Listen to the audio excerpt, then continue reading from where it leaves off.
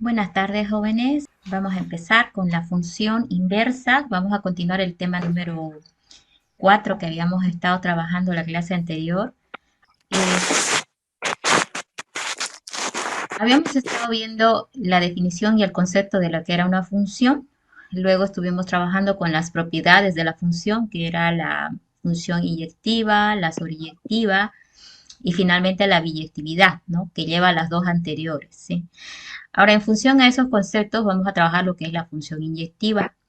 Básicamente, se la define de manera simbólica con este símbolo que estamos viendo acá. ¿Ok?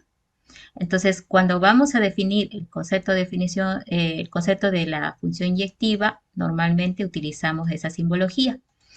Entonces, ¿en qué consiste el tema de la función inversa? Si la función es biyectiva, ¿no? Entonces vamos a decir que sí tiene inversa. Entonces, en el caso que vayamos a necesitar sacar la inversa de una función, esto va a depender de, de cómo nos están dando la función, ¿no? Normalmente nos dan la función en su expresión algebraica, y esto es muy fácil de llevar a su inversa. A veces nos los dan bajo la forma gráfica también, y también es fácil llevarla a su forma inversa. De todas maneras, vamos a hacer algunos ejemplos con algunos tipos de expresiones para que ustedes vayan notando cómo es que podemos encontrar la inversa de la función. Pero ya por definición vamos a decir que en el caso de una función f, si su dominio de esta función está definida y también su rango está definido, entonces al momento de sacar la inversa, el dominio y el rango también se van a invertir, ¿sí? Lo que era el dominio de la función, en la inversa será su rango, y lo que era el rango de la función, en la inversa será su dominio. Entonces la inversa también invierte el concepto del dominio y el rango que tenía la función. Entonces aquí vemos la relación entre A y B, son dos conjuntos. Definitivamente esta relación es un tipo función, y la función inversa puede verse también en la gráfica, que se la puede identificar como en sentido opuesto, ¿no? Si la función va de A a B, la función inversa va de B hacia A. Es por eso que decimos que el dominio se invierte a rango y el rango se invierte a dominio al tener la función inversa, ¿no? Se cruzan también. Ok, acá estamos viendo, por ejemplo, esta función que está dado por los pares 1, 1, 1, 5, ¿cierto? Esa sería la función f. Sin embargo, la función inversa no tendríamos que analizar en qué sentido, pero acá en la gráfica nos están diciendo que el sentido opuesto de la inversa es de 3 a 2. Esto es ojo gráficamente, no es que siempre va a ser así. Normalmente, cuando nosotros trabajamos la definición de la función inversa, observamos bastante bien la función original, y la inversa en verdad es la opuesta de la misma, ¿ya? Entonces veamos eso en los ejemplos que va a venir a continuación. Ok, si tenemos, por ejemplo, dice una función dada bajo la forma f de x igual a y, ¿sí? Sería la definición. La inversa de la función f en y será igual a x. Entonces, es como que está obteniéndose a partir de un vuelco, ¿no? Un sentido opuesto. Fíjate que acá en la original dice f de x y en la inversa dice f de y. Y acá dice igual a y acá dice igual a x. Entonces, hay un sentido de opuesto, ¿no? Lo que era x es ahora y en la inversa, y lo que era y es x, ¿sí? Ese es el sentido más racional del concepto. Entonces, esto nosotros, sin embargo, lo podemos analizar cuando estamos ya trabajando con funciones bajo su forma algebraica de manera más clara, ¿no? En una gráfica genérica, lo que hemos dicho es lo siguiente, ¿no? La función es una relación que está yendo de x hacia y, ¿sí? Es esta de acá. Y sin embargo, la inversa es en el sentido opuesto, ¿sí? Entonces, es lo que está mostrando acá en la definición. Entonces, si la función es biyectiva, entonces tiene inversa. Eso es importante, ¿no? A tomar en cuenta, porque si nos piden calcular la función inversa, primero estamos obligados a identificar si es o no es biyectiva. Si la función no es biyectiva, no le podemos calcular inversa, o la inversa que vamos a encontrar está incorrecta, ¿sí? recordemos que si el conjunto A, ¿sí? Si el conjunto A, vamos a apuntar acá, ok. Si el conjunto A es el dominio de la función, ojo, esta parte es el dominio de la función, entonces esta será el rango de la función inversa, ¿sí? Si el conjunto B es el rango de la función, el conjunto B es el rango de la función, como estamos viendo acá, entonces de la función inversa será el dominio. Fíjate que, ¿por qué decimos que es el dominio? Que B va a ser el dominio de la función inversa porque ahora la función inversa va de B hacia A, ¿sí? Entonces en sentido opuesto. Entonces por esa razón también el rango y el dominio se cruzan, ¿no? Ok, entonces, bueno, nosotros siempre estamos diciendo de que si es inyectiva y sobreyectiva, va a ser la función biyectiva. Entonces, no se olviden de esa parte, ¿no? La biyectividad es una propiedad que indica que va a ser así siempre y cuando la función sea inyectiva y sobreyectiva también. Entonces, en este caso solamente vamos a poder calcular lo que es la famosa inversa que estamos definiendo acá, ¿sí? Entonces, vista esta relación ya un poquito ya formal y más mejor hecha, miren, de A a B sería la función, las flechas negras, ¿sí? De A a B.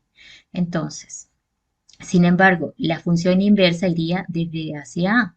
Estaríamos viendo las flechas rojas, ¿no? Entonces, fíjate que acá dice la función inversa de 4, ¿sí? Es igual a 2, o sea, porque f de 4 es igual a 2. ¿Por qué f de 4 inversa es igual a 2? Porque esta es la que está relacionada con el 2 en el conjunto A. Ojo que está diciendo inversa, ¿sí? F inversa de 5 es en este caso 3. F inversa de 10, en este caso, es el 4, ¿sí? Entonces ahí está mostrando la relación de inversa en un diagrama sagital como estamos viendo. Bueno, entonces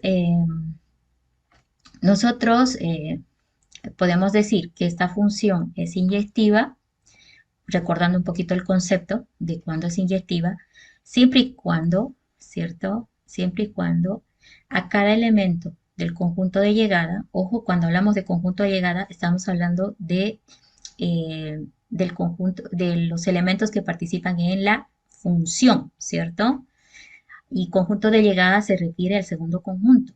Acuérdense que si estamos hablando de función, es decir, la flecha negra, el conjunto de partida es A y el conjunto de llegada es B, ¿no es cierto? Conjunto de partida, conjunto de llegada. Pero en el caso de la inversa, las cosas también se invierten, ¿no?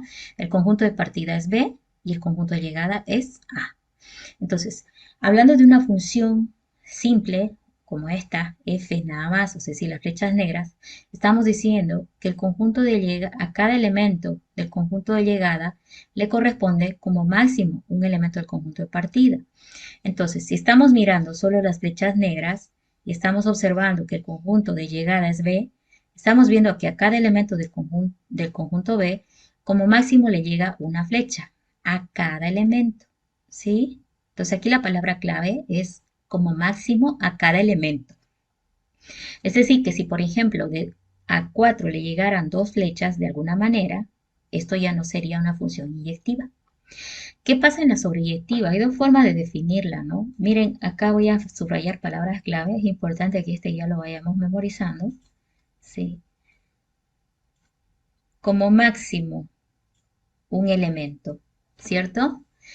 Entonces, a cada elemento del conjunto de llegada le corresponde como máximo un elemento del conjunto de partida. Ok, ¿qué dice la sobreyectiva ahora? Que a cada elemento del conjunto de llegada, otra vez está mirando acá, ok, a B, ¿sí? Le corresponde por lo menos un elemento del conjunto de partida. O sea, por lo menos uno. Quiere decir que no puede haber un acá sobrante. Por ejemplo, un 8. Si acá tuviera un 8 y nadie llega a 8, entonces definitivamente ya no sería sobreyectiva. Por eso dice que a cada elemento del conjunto de llegada le va a corresponder al menos un elemento del conjunto de partida. Entonces, en este caso, otra palabra clave de repente para este sería decir que nadie sobra en el conjunto de llegada. O sea, no le sobra a nadie. Nadie está sin que esté vinculado con el otro conjunto. ¿sí? Entonces, si dan estas dos condiciones, la función es biyectiva. Y si es biyectiva, tiene inversa. Entonces, vamos a hacer algunos pasos que identifican cómo calcular la función inversa, ¿ya? Esto es desde el punto de vista algebraico. Si nos están dando una función en expresión algebraica, nosotros podemos conseguir su inversa a partir de esta definición, ¿sí? Siempre nos dicen y igual a f de x, donde f de x es la función que nos están dando, ¿no? Y la identificamos primero, que esté despejada y que esté en función a x, el lado derecho, eso es lo que indica eso. En el segundo paso dice, debemos despejar la x, es decir, que hay que volcar. Aquí la variable x estaba en el extremo derecho y y estaba individual en el extremo izquierdo. Entonces aquí está despejada y. Pero para poder invertir dice, bueno, tomes este caso y luego despeje x. Debo decir x es igual a básicamente f de y, ¿sí? Entonces el despeje de x significa llevarlo solo al lado izquierdo y dejar en el lado derecho todo lo que está en función a y o es constante. En el tercer paso viene lo importante, dice, intercale lo que es x por y esa es la ecuación inversa. Entonces, fíjate que acá, vista esta situación que tenías de esta manera, solo tienes una x en el lado izquierdo que iguala a varios y's combinados con constantes en el lado derecho. Entonces, te está diciendo ahora intercala lo que es x por y. Entonces eso significa que en tu tercer paso, esa X que tenías en el lado izquierdo se va a volver otra vez y al otro lado vas a tenerlo en función de X, otra vez, ¿sí? Y esta ya sería tu función inversa, ¿no? Entonces son tres pasos. Primero, que esté definida, despejada Y, 1. 2, de tomada esta ecuación, se despeja X, ¿sí? Y 3, se intercala lo que era x por y lo que era y por x, logrando así la definición de la función inversa, ¿sí? Entonces acá lo que quiero escribir para que no lo confundamos es que este es y inverso. Entonces, en esos son los tres pasos en los cuales podemos lograr la función inversa. Entonces, esto también se puede notar gráficamente, lo vamos a copiar más de un momento. Este es un ejemplo sencillo de cómo lograr la función inversa, ¿sí? Entonces, tenemos un f de x igual a 3x menos 2. Se pudiera agarrar y pues crear una tabulación también para llevarla a una gráfica, ¿ya? Sin embargo, acá podemos notar que también es posible a nivel de, pues, algebraico definir la inversa, ¿no? Entonces, dependerá de lo que tengamos, las herramientas que tengamos para lograr calcular la inversa o determinar la inversa de la función, ¿sí? Entonces, aquí, por ejemplo, voy a partir de la expresión algebraica 3x menos 2. Ahí dice f de x, que ese es el concepto de y. Entonces, vamos a equilibrar ahora que como f de x es igual a y va a ser igual a, a 3x menos 2. Ahora, si nosotros hacemos, acá lo voy a escribir más formal, y igual a 3x menos 2, entonces, ¿por qué es igual? Porque acuérdense que el f de x es la definición del y, ¿sí? Por esa razón puedo hacer eso. Entonces, si ya lo tenemos de esta forma, yo puedo ir y armar la tabla, donde la variable independiente es x. O sea, partimos de x, que es nuestra variable independiente, que se va a mover, dice, dentro del conjunto de los reales. Aquí lo indicaba. Al ser de los reales, va a ir desde menos infinito a más infinito. Y pueden ser decimales también, pero por comodidad, si estamos trabajando de manera manual, podemos obviar la parte decimal y trabajar con puros enteros en este caso.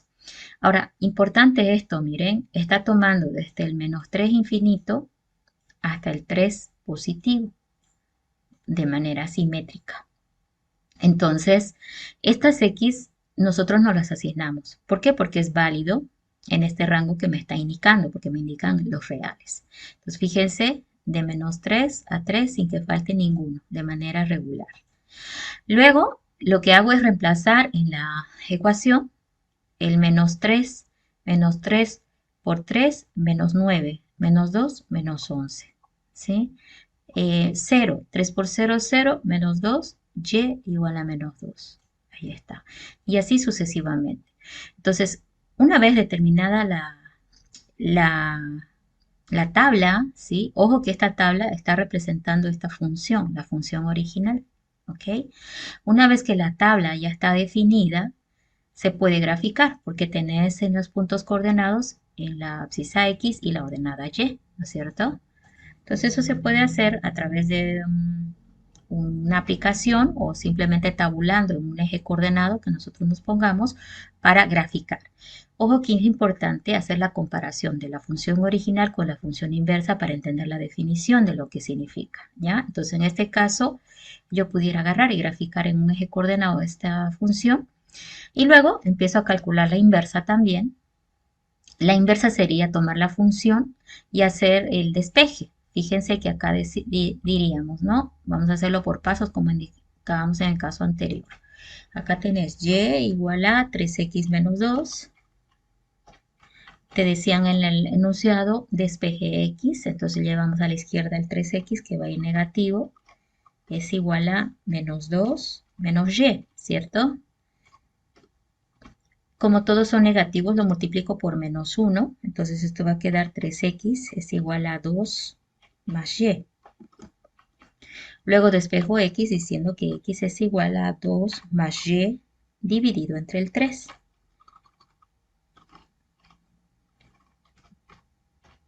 Entonces, si observas, el paso 1 es tomar y igual a tanto. El paso 2 es despejar x. Ya lo tengo acá despejado a x. Y el paso 3 era agarrar los x y cambiarlos por y las y por x. Entonces esto va a quedar finalmente en y igual a 2 más x dividido entre el 3. Entonces ahí ya tenemos lo que es la definición de la función inversa, ¿sí? Entonces vamos a revisar. Teníamos esta función que habíamos definido, ¿cierto? Derivado de acá. Lo que he hecho es despejar la x, 3x negativo a la derecha, menos 2 menos y, perdón, 3x negativo en izquierda y menos 2 menos y en derecha. Multiplico por menos 1, se hace positivo, y despejo x. Y luego decía, pues lo que hay que hacer es cambiar la x por y ya lo tenemos. Entonces, esos son los tres pasos básicos que nos piden hacer. Aquí lo vamos a apartar a un ladito. Vamos a comparar con este otro proceso que lo está haciendo un poco diferente, ¿ok? Y ahí vamos a ver. Miren, por ejemplo, dice 1/3 de x más 2/3. Y acá es como que fuera, ¿no? 2/3 y 1/3 de x. Es lo mismo exactamente, ¿sí? Entonces, como te sea más cómodo, tú lo dejas. ¿Listo?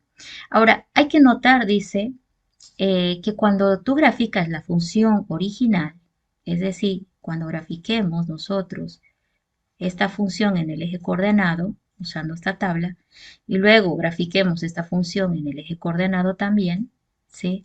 Vamos a notar que las dos funciones son bien simétricas respecto de la recta y igual a x. Si tú recuerdas un poquito el eje coordenado y esa recta y igual a x, es una recta que va más o menos así, ¿cierto? Entonces, significa que esta función que está acá va a salir simétrica con respecto a esa recta. O sea, la recta va a ser como un espejo de las dos. ¿Listo? Entonces eso vamos a ver en el gráfico siguiente. Ahí está, ¿ok? Esta es la recta, ¿cierto? Que es y igual a x. Y la primera es la función f de x y la otra es la función f de x. Entonces, estamos viendo que respecto de la recta y igual a x, la función inversa y la función son simétricas, ¿sí? Se refleja cierta simetría, ¿no? Fíjense que es como que las parte y es ahí donde aparece lo que llamamos nosotros cierta simetría. Entonces, esa sería gráficamente la representación de la función inversa. Ahora, ¿cómo grafico la función inversa? Fíjense que el gráfico anterior simplemente mostraba la tabla que se le hizo Fíjense que esta era la tabla que se le hizo a la función. Ahí estaba x como variable independiente y y se lo obtenía al reemplazar cada x en esta función, ¿cierto? Bueno, al otro lado se hizo lo mismo. La tabla igual, las x toman los reales, en este caso está tomando desde -11, bajando, ¿cierto? Para adelante, ¿ya? Y luego, cada vez que reemplazaba un X, obtenía un resultado para y han ido saliendo los valores de la tabla. Y de esa manera se puede ir y graficar también en el eje coordenado. Ahora, GeoGebra esto pues te lo facilita más, ¿no? Porque la función inversa para él, se le puedo dar la orden de que lo calcule inmediatamente, le des la función original, ¿sí? Pero nosotros ya tenemos que entender que también se puede calcular a nivel de algebraico, ¿listo?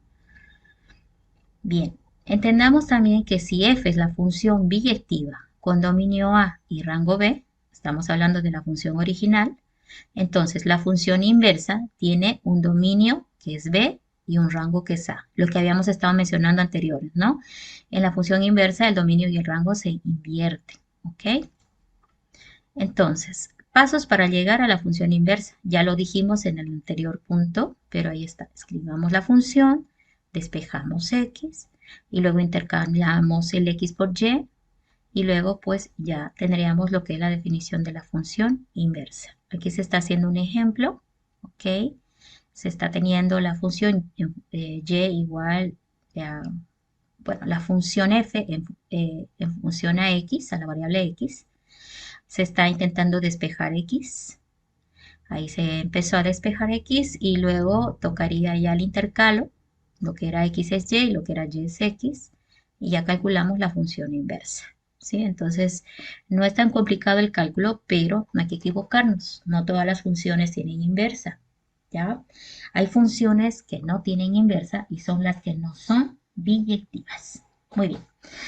Este último punto es una prueba que demuestra el correcto cálculo que se hizo de la función inversa. Esto que está aquí, lo vamos a ver más adelante, se llama composición de funciones. ¿Ya? Lo vimos en relaciones, composición de relaciones. Entonces, cuando hacemos la composición de la inversa con su función original, vamos a encontrarlos, dice, con la identidad, ¿sí? Ahí está. Entonces, en este caso, lo que está haciendo en el ejercicio, está haciendo la composición, ¿no es cierto?, de la función inversa con la función original. ¿Y la composición en qué va a consistir? Bueno, acá primero tomamos la función, vamos a poner una flechita, ok. Tomamos la función inversa, ahí está. Entonces, ¿cuál era la función inversa? Es esta. ¿Qué tiene la función inversa? X menos 1. Esta es la función origen que debo tomar, ¿sí? Entonces, si tomo este x menos 1 como base, porque acá me está diciendo f menos 1, ahora debo hacer composición con f de x. ¿Y qué es f de x? X más 1. ¿Y eso qué significa? En la función inversa, que es esta, donde esté la x, le voy a reemplazar por x más 1. Entonces, al darme esta composición, yo primero tomo la expresión que viene en la función inversa, que es todo esto, ¿sí? Acá no se anotó, se lo ha hecho de manera directa, pero se lo estoy diciendo acá, ¿ok? Se toma esta expresión, que es la función inversa, que es la que prima. Y luego, donde haya la x en la función inversa, voy a reemplazarlo por lo que acá dice, ¿sí? F de x. Y este f de x acá estaba indicado. ¿Y por qué es esto? Porque f de x es x más 1. Eso es lo que está indicando aquí. En la función inversa, donde pilles x, reemplazas x más 1. Entonces acá tengo x, la x, ¿ok? En la función inversa. Entonces en vez de escribir x, escribo x más 1 por esto. Luego la función inversa tenía un menos 1, ahí está el menos 1. Entonces al realizar la operación de más 1 con menos 1, me quedo con un x. Y dice entonces, si está bien calculada la función inversa, entonces la composición de la inversa con su función original me debe dar un X, lo que llamamos nosotros en este caso sería la prueba de que está bien hecha el cálculo de la función inversa. Y eso se puede hacer para cualquier ejercicio, siempre sale X, ¿ok? Bien. Luego vamos a hablar un poquito de lo que es la composición de funciones al final, ¿ya? Ok, entonces no olvidemos que cuando vamos a graficar la función original con la inversa, siempre se va a ver cierta simetría con relación a la recta y igual a x, ok, entre la original y la inversa. ¿Sí? Es por eso que estamos recalcando eso a nivel gráfico. Bueno, ahora toca hablar del concepto de composición. Ya lo habíamos hecho en relaciones, aplica exactamente igual, solamente que ahora le vamos a decir que la composición de función es la imagen resultado de la aplicación sucesiva de dos o más funciones sobre un mismo elemento X, ¿sí? Entonces, esto vimos también cuando estuvimos viendo relaciones, como les decía hace un momento. Sin embargo, ahora lo vamos a ver desde el punto de vista de relaciones del tipo función. ¿Ok?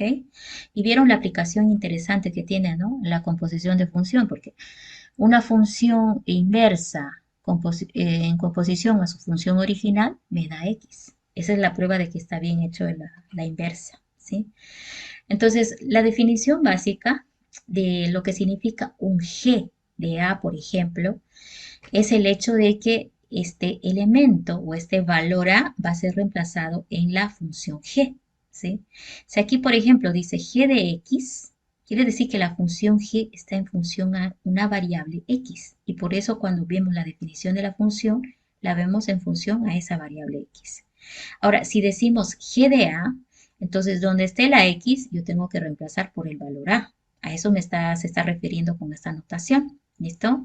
Entonces, es importante notar que los nombres de las funciones son letras del abecedario. F, G, H, normalmente son las que utilizamos, ¿ya? Y entre paréntesis referimos a la variable en función a la cual está definida la expresión, ¿sí? Entonces aquí dice G de X, entonces está en función a la variable X. Ahora, si acá yo le digo G de A, estoy asignando un valor constante, un valor en este caso, y acá le decimos A donde estuvo la X, pues va a la A al cubo más 1 en este caso, ¿sí? Y así sucesivamente. ¿Ok? Entonces veamos un poquito el concepto acá de la inversa, o perdón, de la composición, que es lo que estamos viendo ahorita, ¿sí? Si estamos hablando de composición de funciones, dice, ¿cuál es el dominio de G en composición a F?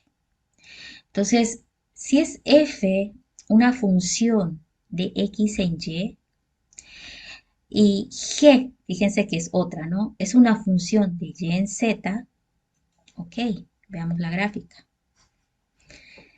Vamos a revisar, dice, si f es una función de x en y, ok, f es una función de x en y, acuérdense que f de x significa y, la función f es una función de x en y, ¿sí? Y g, esta otra, esta sería g para nosotros, es una función de y a z. Este sería el y, acuérdense, f de x es como un y z sería el otro que está en este tercer elemento, en este tercer conjunto, ¿sí? Entonces, si se dan esos casos, ¿no? De que f es la función de x a y que g es la función de y a z, entonces se puede hacer una composición de g a f. Es decir, fíjense, de X a Z. Derivado de que esto es posible, se puede ir directamente de G a Z. Ese es el concepto de la composición de la función. Entonces, ya que hay de X a Y también hay de Y a X, entonces se puede hacer una directa de X a Z. Y es ahí donde aparece la composición de función. Entonces aquí me está reflejando la composición de la función. Fíjense, en realidad la función f, ojo, está aquí, No estoy segura por qué no la pusimos, pero ahí, bueno, ahí está la función f y ya está la función g, que se refiere de x a y de y a z. Entonces, ahora la relación, bueno, la función que me están mostrando es de x a z, y es donde aparece el cof, ¿cierto? Ahora, ¿esto cómo es que se interpreta en el fondo? Se dice g composición f, pero en el fondo se aplica al revés, porque representa a la composición de ¿qué? De f a g de manera directa, pero se lo escribe así, en sentido al revés. Esto un poco recuerdo que lo vemos ya en composición de relaciones porque es lo mismo, solamente ahorita lo estamos recordando y de repente entender mejor el concepto de la composición, ¿no? Entonces como que la composición ya va a ser una función directa de x a z, ¿sí? Entonces, derivado de esto también se puede definir que el dominio, ¿sí? De la composición de la función f a g se lee al revés, ¿sí? Pero por esto se lee al revés, ¿no? En realidad es de f a g, pero se lo escribe así, gof, ¿cierto? Entonces dice que es x tal que x pertenece al dominio de la función y y pertenece al dominio de g, ¿sí? Entonces, ¿por qué me está diciendo esa definición? Acá lo vimos nosotros.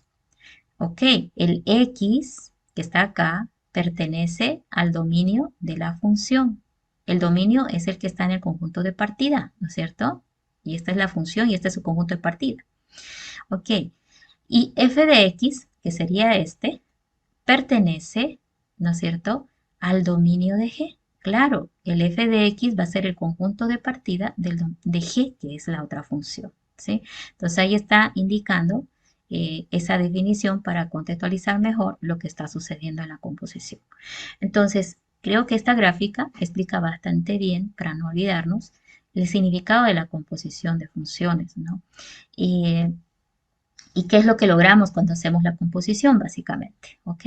Entonces acá tengo un ejemplo, tenés la función f, la función g, y ahí estamos viendo ya el ejercicio en hecho de lo que es la composición. Acá es como una O pintadita, pero normalmente en los textos lo van a encontrar como una O simplemente con un O minúscula, ¿sí?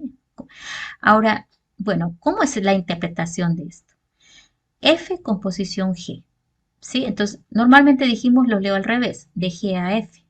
Pero a la hora de aplicar, ¿qué es lo que hago? Agarro la función f, miren, la función f, paréntesis de x, ¿sí? Paréntesis de g de x. ¿Por qué? Porque es la segunda función que estaba metida, ¿sí? Entonces, se lee al revés, pero se aplica en este sentido, ¿sí? f, g de x, ¿ok? Ahora, si entendemos ya que tomamos primero la función como primaria, la principal, agarro a f y adentro pongo en función a g de x, que es la segunda función con la que va compuesta. Tomo la función f, ¿qué era la función f? 5x más 3, ¿ok? Vean esta función primero, por favor. 5x más 3. Ahora, ¿qué era el concepto de la composición? Agarro a g de x. Aquí dice g de x, ¿sí? ¿Qué es g de x? Es esto. Entonces, ¿qué es lo que voy a hacer? Esto de aquí lo voy a reemplazar en cada x que vea en la función f.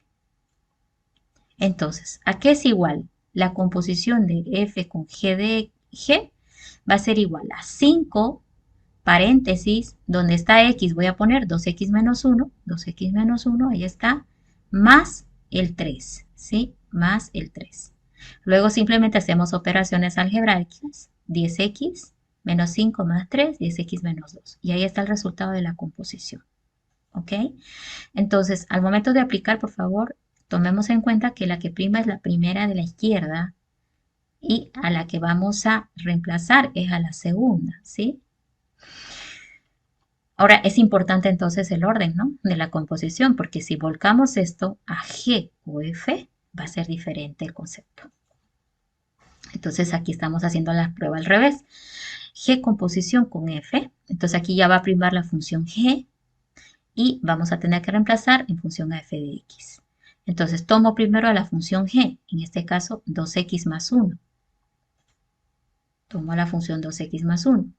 ¿Cuál es la dependiente? La dependiente es G. Entonces, donde esté X, reemplazo todo lo que tenía F. Entonces, por eso aquí tengo 2, 2, ¿dónde está la X? 5X más 3, 5X más 3 y menos 1 de G que necesitábamos para concluir.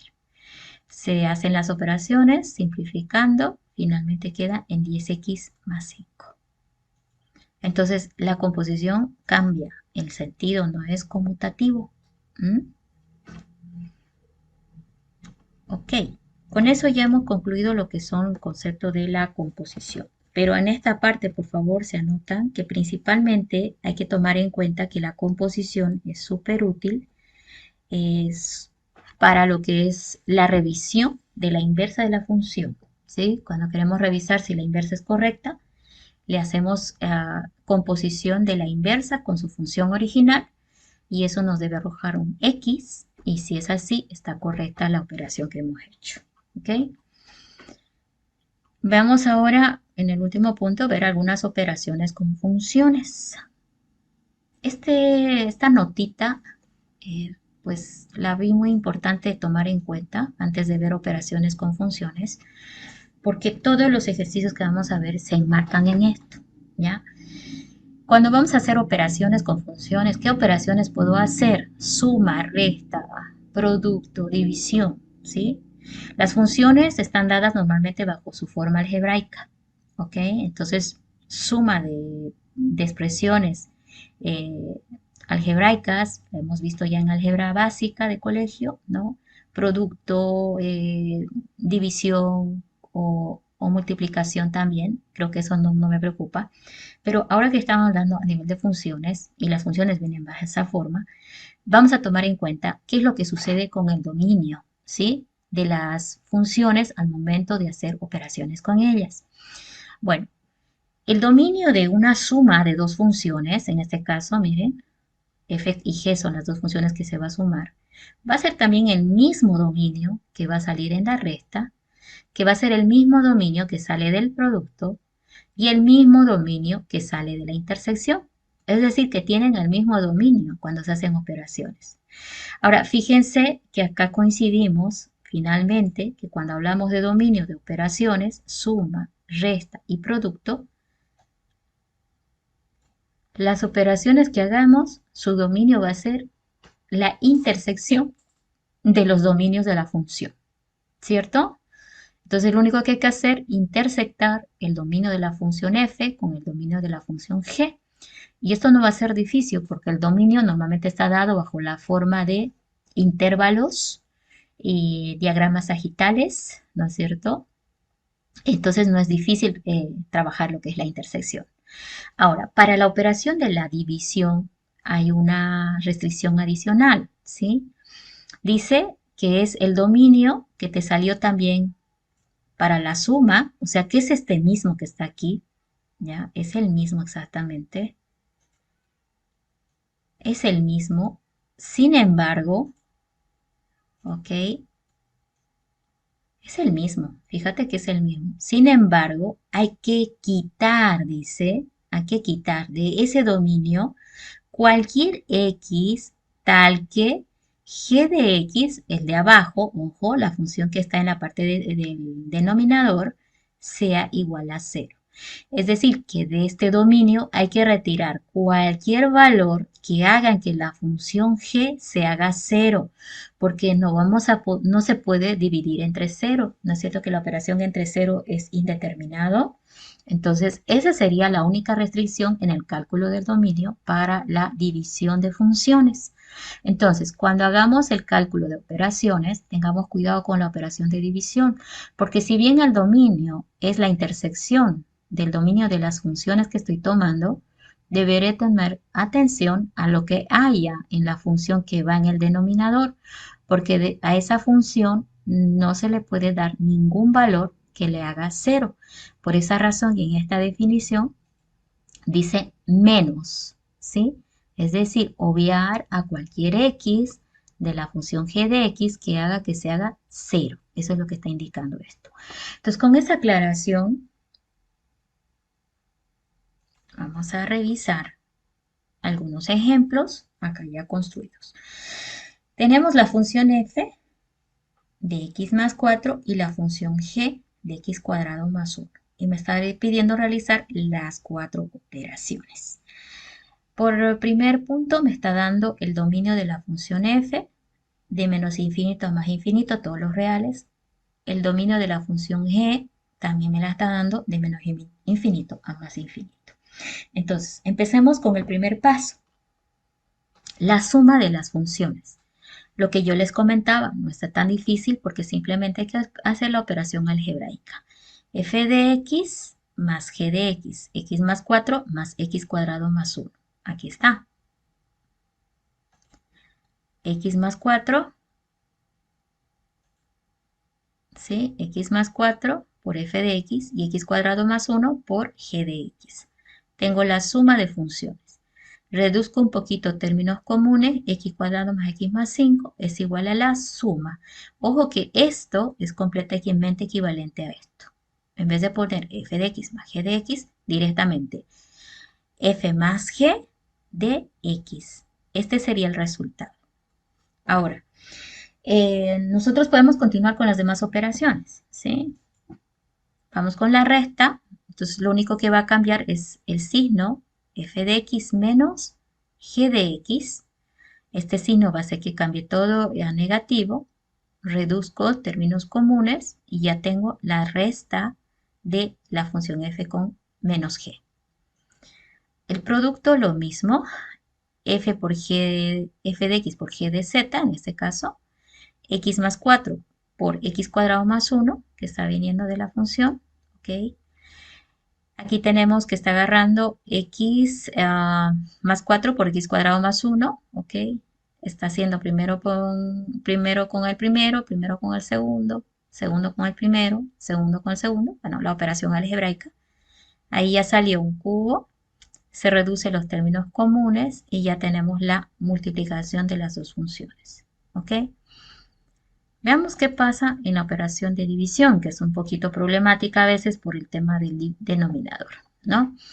Bueno, la función f, x más 4 dividido entre x cuadrado más 1. Ahí está.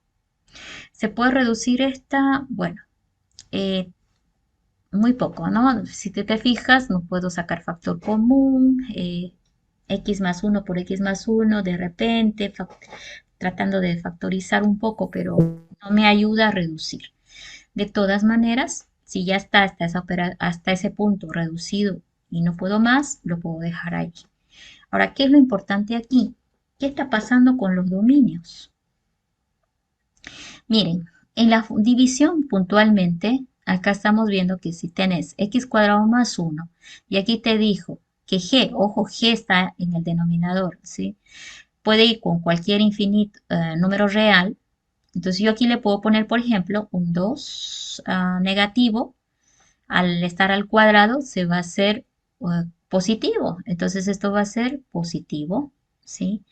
Ahora, ¿cuál sería el peligro? No serían peligro los negativos. ¿Cuándo hay peligro de negativos? Cuando tenés una raíz cuadrada, porque pues, la raíz cuadrada de un negativo es imaginario.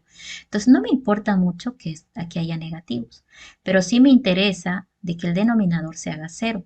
Entonces yo puedo hacer un artificio para identificar en qué casos se van a hacer cero el valor del denominador. Y eso sería agarrando esta expresión x cuadrado más 1, ahí está, y decirle esto sí o sí debe ser distinto de cero para mí. Nunca debe ser igual a cero, porque si no, se va a ser indeterminado. Entonces, hago pues en este caso, le estoy dando el operador de distinto, ¿ok? Para que nunca sea igual. Empezamos el tipo de despeje, x cuadrado más 1 igual a 0, que es esto que está acá. Y decimos x cuadrado, el 1 va al otro lado como menos negativo. Y luego decimos, bueno, ¿qué es lo que hago acá? ¿En qué caso esta igualdad va a cumplir? Menos 1 al cuadrado, no, ¿no es cierto? Porque menos 1 es 1 positivo, ¿cierto? Entonces, la pregunta para ustedes. Acá yo estoy viendo que nunca se hace negativo, ¿cierto? ¿Por qué me interesaba que se haga negativo? Porque si iba a haber una resta acá, si había una resta acá, se iba a hacer 0, ¿Por qué si va a ser cero? Porque menos uno más uno es la única forma de que sea cero, ¿verdad? No hay otra forma de que esto sea cero. Por eso acá está agarrando esta ecuación diciendo que tiene que ser distinto de cero. Pero para ello trató de despejar y ahora está tratando de idear una situación en la cual se cumpla esta igualdad, ¿sí? Entonces, básicamente, menos uno, si aquí yo le pongo el uno o el menos uno al elevar al cuadrado, se va a hacer positivo. Ahora yo les pregunto a ustedes, ¿hay algún caso en el cual el denominador se haga negativo? ¿Sí? O, perdón, cero. ¿Habrá alguna situación en que se haga cero el denominador?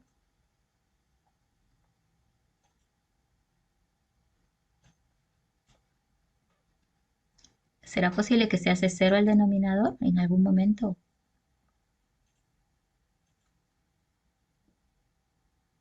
¿Sí o no? Sí, Inge, ¿En qué caso se hace cero el denominador? cuando haya un negativo fuera del x al cuadrado. O sea, Pero menos paréntesis, x al cuadrado, cerrado paréntesis. no, no, no. Pero me refiero al reemplazar en X un valor de su dominio. Ah, X, un valor, al reemplazar en X algún valor del conjunto de los reales, si hay algún valor del conjunto de los reales que al poner a X hace que el denominador se haga negativo, cero. ¿Hay alguno? En realidad no, no, porque la única posibilidad de que se haga cero es que lo que está, el uno como está sumando, alguien le haga contrarrestado, ¿no es cierto? Un menos uno, para que menos uno más uno se haga cero, ¿no es cierto? Es la única forma de que se haga cero. Pero es imposible que el x se haga cero, porque el x está elevado al cuadrado. Entonces, menos uno al cuadrado es pues uno positivo, ¿no es cierto? Entonces, esa sería la razón por la cual no me causaría tanto problema desde un punto de vista pues lógico para nosotros en el tema del denominador. El denominador prácticamente puede darle a x cualquier valor de los reales y no va a haber peligro de que ese denominador se haga cero. ¿Por qué iba este análisis? Porque ahora que ya tenemos las operaciones hechas, sabiendo el dominio de cada función, también tengo que encontrar el dominio de las operaciones.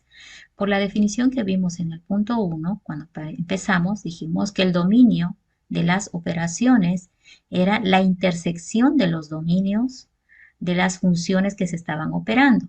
Entonces, fíjate que la intersección del dominio de f con el dominio de g va a ser otra vez el conjunto de todos los reales, ¿no es cierto? Entonces, ahora lo que estamos tratando es de identificar esos dominios, ¿ok? Pero pues no, no está tan complicado porque la intersección es básicamente otra vez lo mismo. Es importante recordar que el dominio de la suma, de la resta, del producto o de la división son la intersección de los dominios de las funciones que se han hecho operación, con las cuales se ha hecho la operación, ¿ya?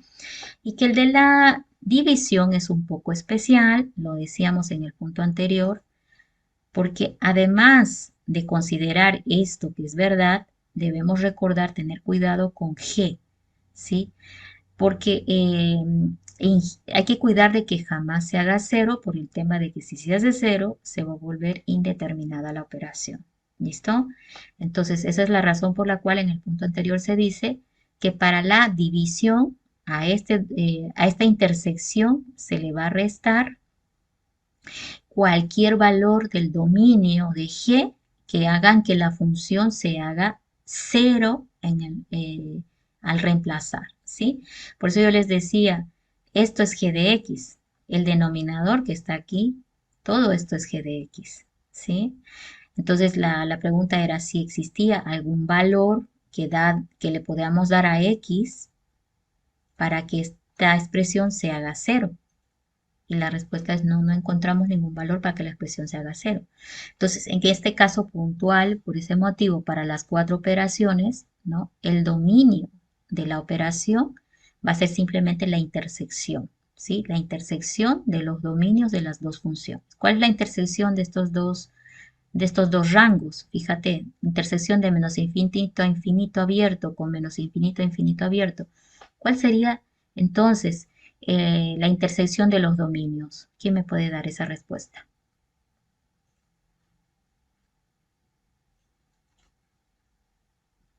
¿Cuál es la intersección de los dominios de la función f y g, sabiendo que el dominio de f es este rango y el dominio de g es este rango?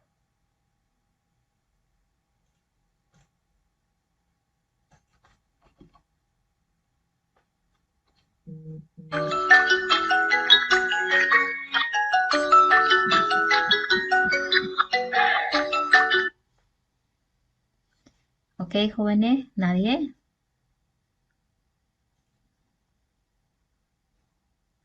¿Cuál es la Todos los intersección? reales hice. Claro, todos los reales, ¿sí? Fíjate que aquí está agarrando todo, acá todo. Entonces la intersección es, pues, todo. Entonces, en este caso, si haces una línea, ¿no? Como vimos en teoría de conjuntos, y tú intentas graficar lo que es el dominio de f de menos infinito a más infinito, significa que va a tomar todo, ¿cierto? Y si intento graficar el dominio de g de menos infinito a infinito, es todo también. Entonces está cubriendo todo, entonces está coincidiendo en los mismos puntos. Entonces la intersección es de menos infinito a más infinito. Entonces aquí ya en la definición no la puse la respuesta porque está un poquito obvia, pero ahí iría la misma situación que tenemos acá arriba, ¿sí? De menos infinito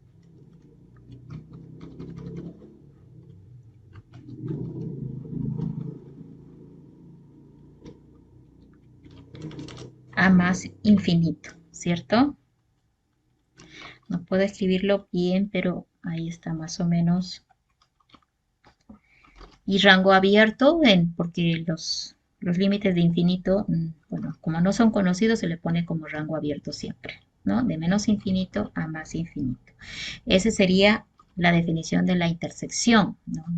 Entonces, en un diagrama, no se olviden, por favor, que se puede hacer también el trabajo de la intersección de rangos, ¿ya? Entonces, eso está viniendo de teoría de conjuntos.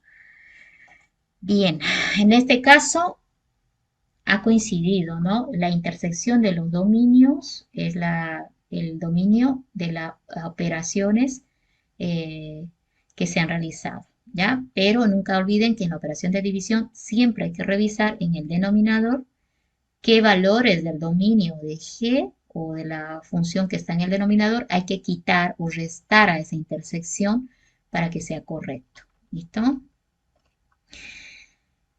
Mm, veamos un ejercicio un poquito distinto. Acá me está pidiendo calcular la suma y la resta, el producto y la división de también dos funciones, pero a diferencia del ejercicio anterior, me está dando diferente información, ¿ya? Me está dando f, los puntos coordenados, g me está dando los puntos coordenados. Si manejamos un poquito de GeoGebra, podemos dibujar estos puntos en el plano de GeoGebra y decirle a GeoGebra que haga un ajuste polinómico, ¿sí? Esto creo que lo van a ver más un poquito en MAT 103, que es donde ven ya más tema de graficaciones, etcétera, ¿ya? De todas maneras, el ajuste polinómico lo que hace es agarrar los puntos e identificar qué es lo que va a hacer, si va a ser una parábola, una exponencial, o si es una media circunferencia, etcétera, ¿cierto? Nosotros no lo vamos a hacer así. Vamos a tomar estos puntos para realizar la operación y les voy a enseñar a tomar la operación del cálculo directo de los puntos. ¿Listo? Entonces me están dando los puntos que tienen las funciones f y g. Me están dando como dato que el dominio de f son estos puntos. Si tú miras los puntos que me han dado, el dominio es los que están en el primer elemento, ¿sí? El primer componente son el dominio 1, 3, 2 y 4. 1, 3, 2 y 4. El dominio de G, 3, 2, 1 y 0. 3, 2, 1 y 0. Entonces, la intersección de estos dominios, si ya lo tenemos acá identificado, serían los puntos que están en común. El 1, ok, tienen, acá está el 1, acá también está el 1. El 3, acá también está el 3. El 2, Acá también está el 2 y el 4 no está en el otro. Y a este lado el 0 tampoco está allá. Entonces 1, 2, 3, la intersección de los dominios. La intersección es todo lo que tienen en común, ¿verdad? Eso dijimos en teoría de conjuntos. Bien, entonces me están dando básicamente esto y como me lo dan en función de puntos, he podido deducir lo que es el dominio de las funciones y por lo tanto la intersección del dominio de las funciones. ¿Listo? Ahora, hagamos las operaciones. Esto es un poquito diferente a lo que teníamos antes. Ok, f más g, la primera operación que voy a hacer. Voy a agarrar el primer punto, 1,2. Miren, ¿cómo lo voy a hacer? Esta chispita que se me pide. Ok, 1, 2. ¿Sí? ¿No es cierto que la operación es el resultado de la intersección de los dominios? ¿Se acuerdan aquí? ¿Sí? La intersección de los dominios. Muy bien. Entonces, ¿qué quiere decir? Que tienen que tener igual dominio. ¿Ok? Entonces, miren, el dominio de f es 1 acá. Tengo que buscar en G otro cuyo dominio sea 1. Miren, 1. Entonces, ¿cuál es la operación que voy a hacer? 1, 2 más 0. 1, 2 más 0. Vuelvo a repetir.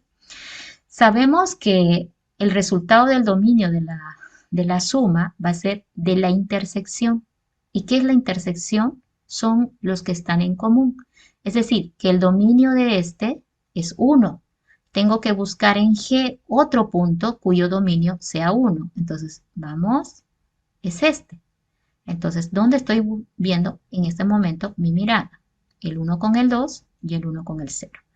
Al ser de igual dominio, su primer componente coincide, puedo hacer la operación de suma, entonces entre estos dos. Entonces, ¿qué va a ser? 1, 2 más el 0, es decir, que se suman los dos componentes, los segundos componentes, que en todo caso sería el recorrido, ¿no?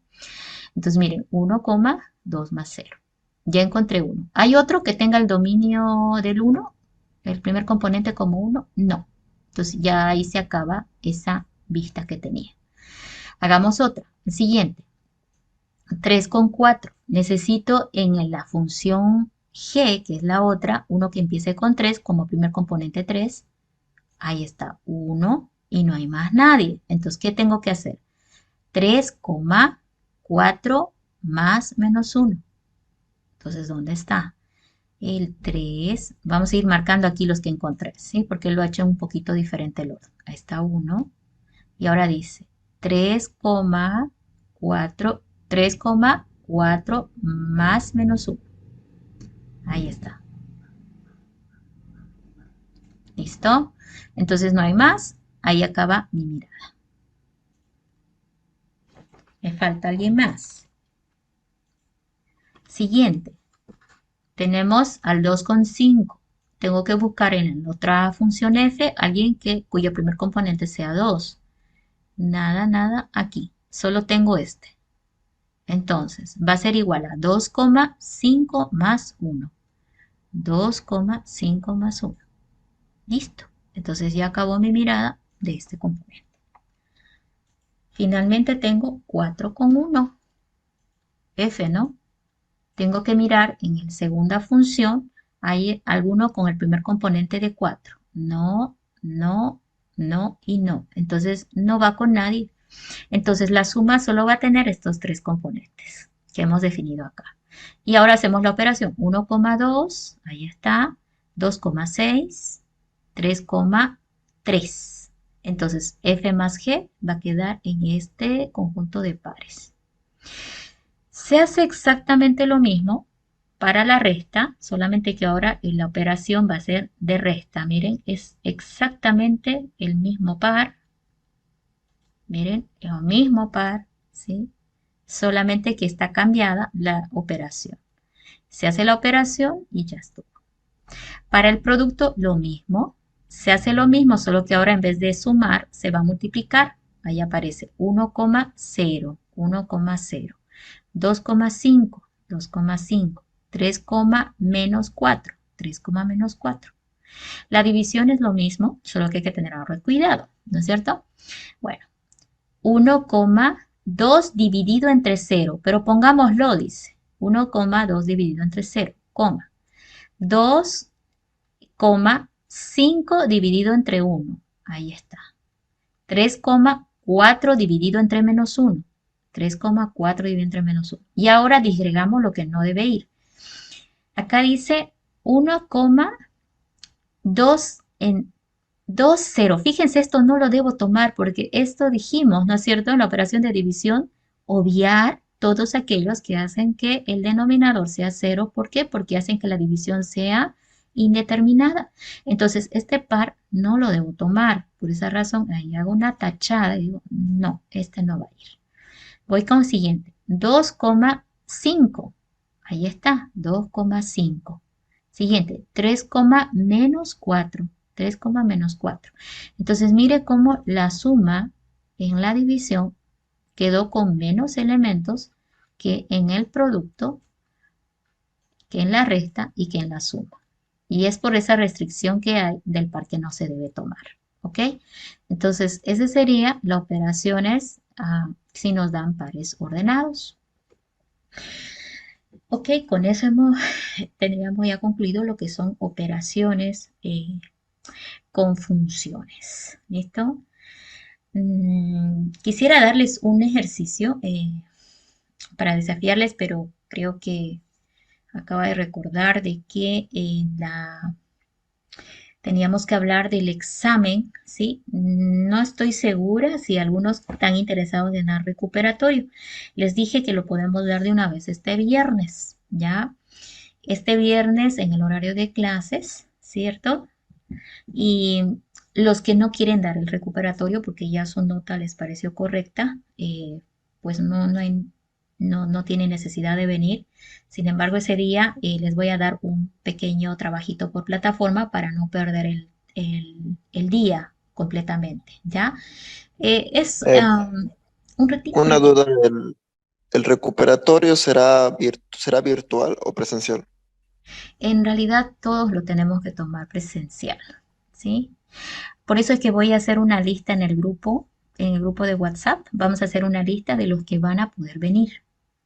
Si son muy poquitos, si son muy poquitos, lo podemos dejar a final de semestre. ¿Listo? Porque a final de semestre va a haber la posibilidad de hacer un recuperatorio y de ahí se calcula la nota final y de ahí va el tema de repechaje si alguno no le da. Esa es la forma de trabajo. ¿Ok?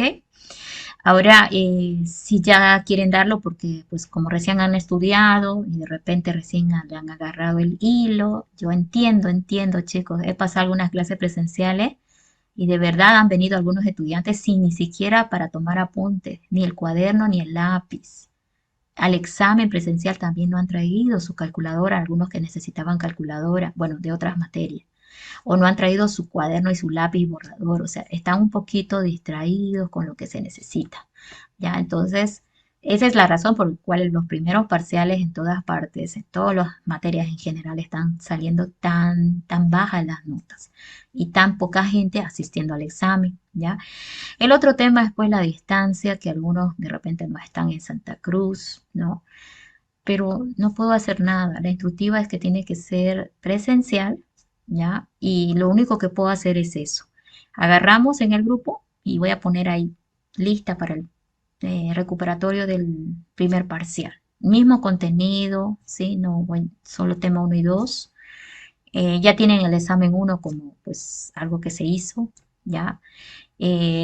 Mínimamente hay que resolver todos los ejercicios de plataforma, el práctico. Algunos no lo han resuelto, el práctico completo también, chicos, lo han mandado sin terminar de resolver, ¿ya? Y en el caso de dudas del práctico, muchos estuvieron preguntando en el grupo y eso me alegró mucho porque vi que había entusiasmo en hacer, pero a la hora de presentar no lo presentaron completo la mayoría. De todas maneras, iguales hay que tenerlo resuelto y bueno, si alguna duda hay todavía sobre el tema del práctico en algún ejercicio hay que preguntar porque el examen va saliendo de eso, ¿no es cierto? Entonces, eso vamos a hacer, ¿listo? Si no hay muchos, lo vamos a posponer a final de semestre y listo. Y si hay los suficientes, por lo menos los que han dado ya examen, una cantidad mínima de la mitad, lo ponemos a este viernes y los que no van a venir al examen les voy a poner una actividad de plataforma que no es difícil. Nos toca el siguiente tema, que es teoría de sucesiones numéricas. Es súper interesante ese tema. Su aplicación está en más 4, más 5, más 103 también, ¿sí? Y bueno, yo les voy a enseñar la teoría de cómo pues encontrar las secuencias numéricas o secuenciaciones numéricas. Y para eso hay un material en plataforma que yo voy a marcarles para que ustedes lo revisen, que es a través de videos y explicaciones muy sencillas. Y ya con eso yo voy directamente a la parte teórica para los conceptos más complicados. ¿Listo? Y los que van a dar examen van a tener la opción del fin de semana revisar ese material y poder pues afinarse para el día martes, porque el día martes voy a partir con esa teoría, con esa base para comenzar con el nuevo tema que son sucesiones numéricas. ¿Ya? Ahí también con el auxiliar van a tener que practicar porque pues existen un montón de tipos de sucesiones numéricas y nosotros vamos a ver algunos tipos solamente. Y les voy a enseñar a definir o interpretar pues un grupo de ellas, ¿no? Entonces es un tema bastante extensivo y he tratado de seleccionar lo más conciso posible en ese tema. Esa sería la perspectiva, ¿listo? Ahorita en el grupo hagamos eso, ¿ya? Entonces, no sé si alguien tiene alguna duda más sobre lo que vimos hoy o lo que vamos a ver el día jueves. Ah, su examen, sí. Escaneado medio complicadito. Me haría un tiempo mañana, por favor, denme mañana al final del día, lo escaneo y se los mando, ¿ya? Con foto de celular, ¿cierto? La otra es que lo recojan el día del examen recuperatorio. Ahí también pueden venir y yo se los devuelvo, los voy a tener. ¿Listo? No sé si alguien tiene alguna pregunta entonces. Eso que dijo ahorita es del parcial. Sí, del parcial uno. Hay que dar el parcial uno recuperatorio si es que quiere. ¿Listo? El parcial uno que ya dieron, el examen presencial, ¿no es cierto? No he podido devolverles porque no hemos pasado clase presencial. Les dije, deme a mañana, por favor. Al final del día se los termino de sacar foto y se los envío. ¿Listo? Y hasta mañana máximo, ¿sí? Entonces los envío y ya con eso ustedes saben qué pasó con su examen también. ¿Ok? Y del segundo parcial, ¿cuándo más o menos lo llegaríamos a dar? Ese está después del tema de sucesiones numéricas. Es junio. En calendario debemos estar atrasados con una semana. Tiene que estar más o menos tercer semana de junio, ¿sí? Tercer semana de junio. Porque ese examen contemplará relaciones y funciones, que es como un solo tema, y sucesiones numéricas, ¿no? O que sería el tema que nos toca a continuación. Ese sería el segundo parcial. Y ya el final, el examen final va a contemplar los dos últimos temas, ¿no? De la materia. No sé si hay alguna... Ingeniera, Ujú. va a mandar un práctico sobre relaciones y funciones. De este tema, relaciones y funciones, todo está en plataforma. Les comenté, tienen que entrar a las autoevaluaciones. Una persona me dijo en la anterior clase que no le salía, ¿sí? Ahorita me acordé y lo tengo acá en mi apunte. Lo voy a revisar hoy. No debería haber problema. A todo mundo le debe salir las autoevaluaciones. A partir de la autoevaluación 3 para adelante, no tienen requisito anterior. O sea, que no es tan como la autoevaluación 1 y 2 que decía debe entrar primero a esto para poder abrirla, ¿ya? Entonces, lo reviso de la persona que me pasó la anterior clase su nombre y en el grupo le voy a responder que ya está revisado. La verdad que no, lo revisé y no encontré el error. Si no encontré, no sé si está presente la persona que le falló la... A mí solo me pasó que cuando estaba haciendo la plataforma, tuve que entrar en página de Google porque en la plataforma no me dejaba ver los videos. Ujú. Y mientras iba haciéndolo, al final lo terminé. Y a pesar de que lo terminé y volví a entrar a la plataforma, me salió que aún que no lo había visto y no pude dar la autoevaluación. ¿En cuál tema te pasó eso?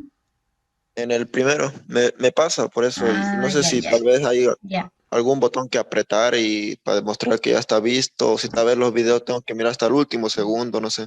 No. No, no, no, no. Los videos son de verdad, por favor, no vamos a confundir eso. Los videos son todos, son de apoyo y no necesitan volverlos a ver todos, ¿ya? Y en la plataforma lo único que él hace es buscar que esté tiqueado, o sea, que simplemente hayas hecho un clic para entrar. ¿Listo? Entonces ahorita estoy entrando. Eh, en todo caso lo puedo abrir. Se hizo esto porque había antes otra forma de trabajo, pero se ha complicado mucho ahora en estos tiempos. Ustedes son más 100. Con otros grupos de verdad que me funciona muy bien, pero no estoy segura. En el tema uno me dices, ¿no es cierto?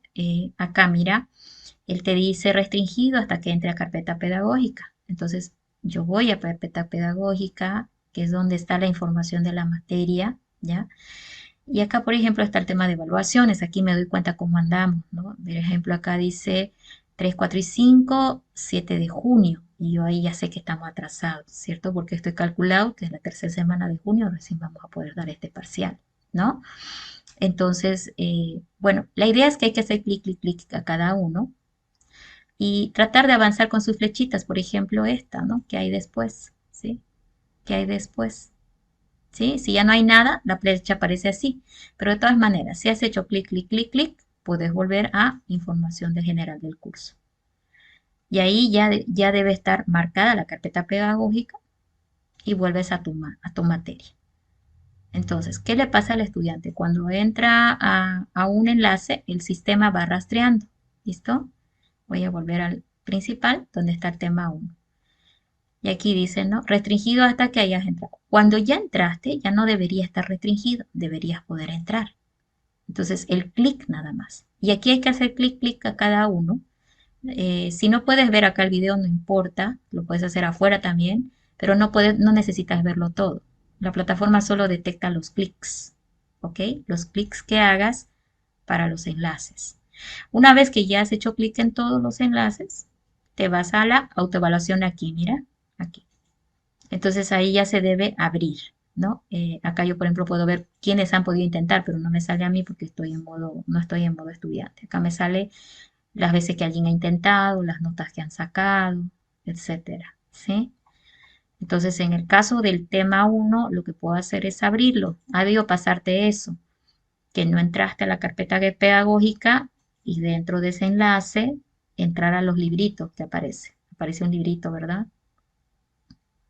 Acá, mira, todos estos, hay que entrar así, solo el clic. ¿Listo? Eso sería, no sé si con eso ya te puedo ayudar. Sí, está bien, muchas gracias. Ya, entonces, ahorita en el grupo, por favor, empecemos la lista y en función a lo que veamos mañana, ya tomamos la decisión si el viernes pasamos clases normales o damos el recuperatorio. ¿Listo? Hasta ahí quedamos hoy. Con eso hemos concluido lo que son funciones. Funciones, por favor, en plataforma. Eso está sí o sí acá. ¿Ya? Tema 3, relaciones. Ahí está la autoevaluación. Está un poquito más elaborada las autoevaluaciones que hay en el tema 3 y 4, ¿ya? Y las notas ya valen por prácticos. He visto que algunos ya han empezado a hacer. Puedes hacer hasta 3 veces, ¿sí? Entonces, por ejemplo, acá ya se sacó 6 sobre 10, sobre 20, esa es la calificación total. En el intento han ido viendo las preguntas, entonces hay que ir a anotar y buscar la respuesta si es que no fue correcta, ¿no es cierto? Porque después que terminas, él te dice, pues, dónde estuvo mal todo, ¿no es cierto? Dónde tuviste errores, ¿ok? Incluso tú puedes, si no me equivoco, volver a revisar tu intento. Sí, acá, por ejemplo, yo puedo ver el intento que ella hizo o él, que respondió, y acá le dice la respuesta es tanto. Bueno, ya cada uno haga su intento. Entonces, estos están en rojo, significa que son incorrectos, ¿ya? En este tema, todavía la plataforma te está corrigiendo todo. ¿Listo? Ahora, ¿y qué es lo que hago en el tema antes del segundo parcial para la práctica del examen? Hacemos ya una especie de taller. Ustedes tienen las autoevaluaciones para ir tema avanzado y tema que tengo que hacer la autoevaluación. pero antes del examen, ¿no es cierto? Que les dije más o menos en 3 semanas. Siguiente semana ya les voy a pasar el enunciado del taller. Entonces, ustedes hacen una parte, yo voy corrigiendo. Hacen otra parte y voy corrigiendo. Entonces, se hace como un examen, pero un examen un poquito dinámico. Ese es un taller. ¿Listo?